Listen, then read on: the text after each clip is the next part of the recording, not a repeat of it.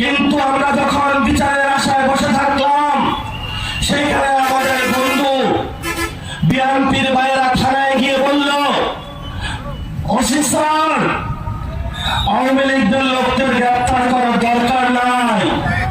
OC কানে কানে জিজ্ঞাসা করে, এই লোক তো আপনাকে 17 বছর নির্যাতন করেছে, তাকে কেন গ্রেপ্তার করার প্রয়োজন নাই?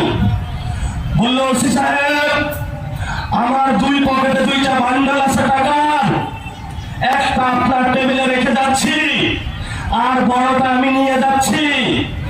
মাঝে রাতে আমরা চা দোকানে বসে একটু দফা করে এসেছি। এই হলো আমাদের বাংলাদেশ। আমরা বলেছি আমরা জনগণের কাছে ফেরত যাব, আওয়ামী লীগের টাকার কাছে বিক্রি হব না, টেন্ডারবাজি করব না, বাস স্ট্যান্ড দখল দিব না, ভারতের সাথে নেগোসিয়েশন করব না।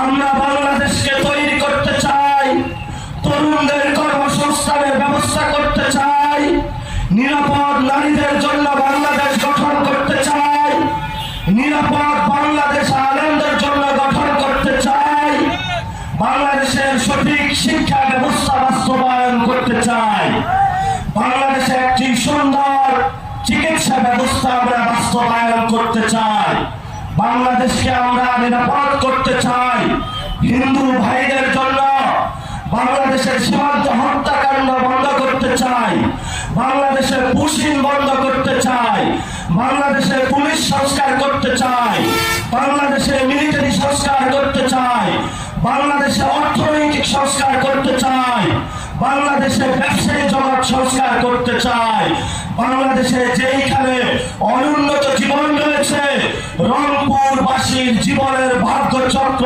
পরিবর্তন করতে চাই।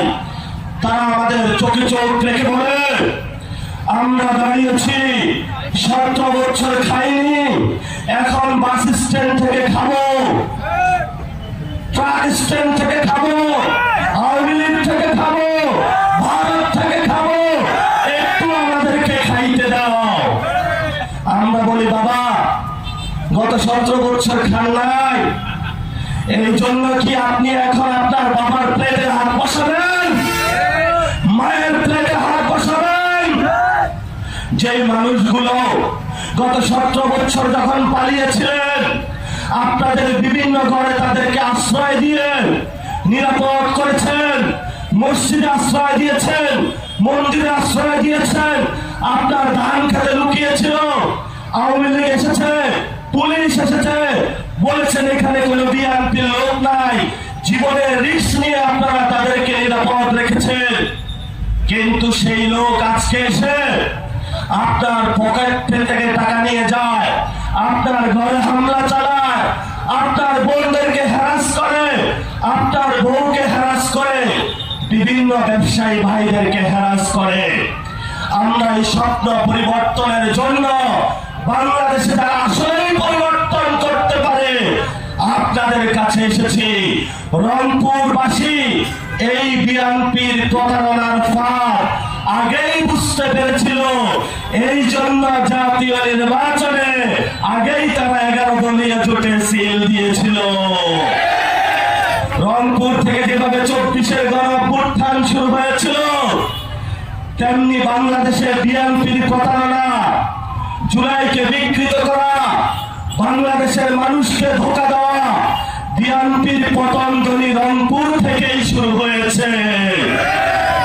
ওরা বলে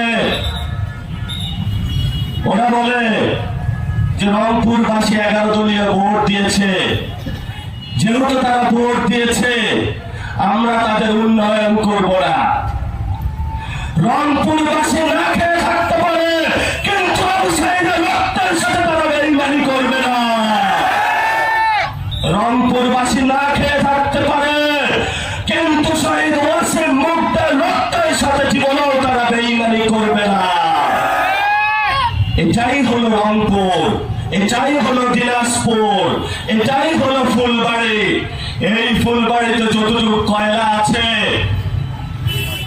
যদি এই কয়লাও সঠিকভাবে বিক্রি করা যেত, বাংলাদেশের সবচেয়ে ধনী উপজেলা আজকে ফুলবাড়ি থাকতো।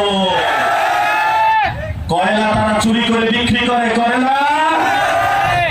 উন্নত মানের কয়লা আছে, কয়লার উপরে আপনারা ভাসছেন। এই কয়লা যদি উঠাইতে পারেন, ফুলবাড়ির ওইখানে বিএনপি উন্নয়ন করা লাগবে না। ফুলবাড়ি বাংলাদেশের ফুলবাড়ির টাকা দিয়েই পুরো বাংলাদেশ চলতে হবে ভবিষ্যতে। প্রিয় ভাইরা, বক্তব্য শেষ করব। এখানে অনেক এইচএসসি পরীক্ষার্থী এসেছেন, তারা বলেছে যে আমার গলা পরিমাণ পানি দিয়ে গিয়ে সাঁতরিয়ে আমি আজকে পরীক্ষাটা দেওয়া আমার জন্য কষ্টকর।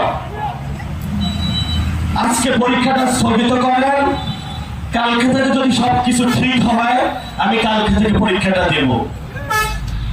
এই কথা বলার কারণে পুলিশের লাঠি পড়লো। আমাকে অনেক শিক্ষার্থী জানাইলো রাতের বেলা ডিবি থ্রেট দিচ্ছে, অভিভাবক পরিচয়ে এনআইসআই কে মাঠে নামানো হয়েছে, বিভিন্ন জায়গায় শিক্ষার্থীদেরকে গ্রেফতার করা হচ্ছে। শিক্ষার্থীরা অটোপাসের জন্য রাস্তায় নামে নাই, সরকার ফলানোর জন্য মাঠে নামে নাই, তারা বাংলাদেশের শিক্ষা ব্যবস্থা সংস্কারের জন্য মাঠে নেমেছে। আমি শিক্ষার্থী ভাইদের সাথে আছি, যারা তাদেরকে বিভিন্ন রাজনৈতিক ট্যাগ দিতে চায়, আমরা তাদেরকে হুঁশিয়ার করে দিতে চাই। যাদের দ্বারা সিন্নি খাইলা মোল্লা চিনলা না, শিক্ষার্থীদের উপরে ভর করে ক্ষমতায় বসে শিক্ষার্থীদের উপরে লাঠি চালাচ্ছ। শিক্ষার্থীরা বললে আর তোমাদের গতি থাকবে না, থাকবে গতি। আপনারা ভালো থাকবেন, দোয়া করবেন, ভয় পাইবেন না। ভয় একমাত্র কাকে পাবেন? উপরে আছে আল্লাহ। আল্লাহ ছাড়া কেউ কাউকে কিছু করতে পারে